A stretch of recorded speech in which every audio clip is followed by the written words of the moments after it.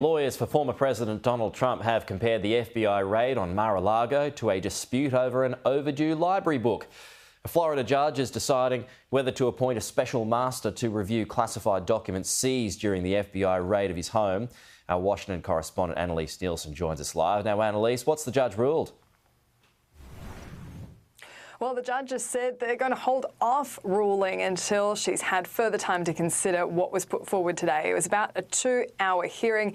This is Donald Trump's legal team asking for this special master to be appointed to look at what the FBI took, decide whether anything needs to be handed back, and make those representations during the investigation. Because right now we don't really know what's in it because of the classified nature of the documents. We're not going to be told in a public capacity, most likely. So the Department of Justice has pushed back, saying they don't need a special master. It's not necessary for this process and would further delay things. The investigation is on hold while this discussion is underway. But the judge seemed to be inclined to rule in Donald Trump's favour, asking what the specific damage would be for the Department of Justice if they have this special master appointed and how that would change the investigation. So it's quite likely it will be ruled in his favour, but we do have to wait and see as the judge considers everything put before him. Okay, and we're awaiting a special primetime address from the President.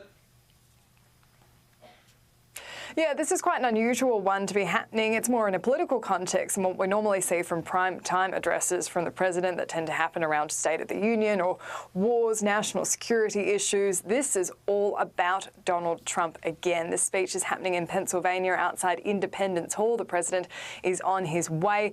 We've had some excerpts released by the White House of what he's expected to say. One of those says, MAGA forces are determined to take this country backwards to an America where there is no right to choose, no right to privacy, no right to contraception, no right to marry who you love.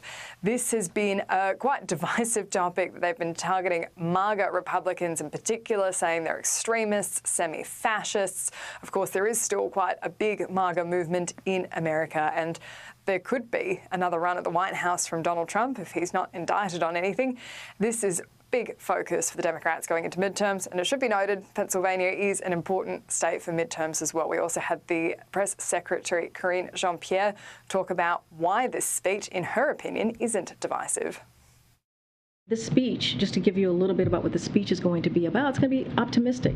He will speak about how he believes we can get through this current moment, this critical moment that we are currently in. He believes this is a moment where a lot is at stake. You'll hear him talk about the core values of what is at the stake in this moment.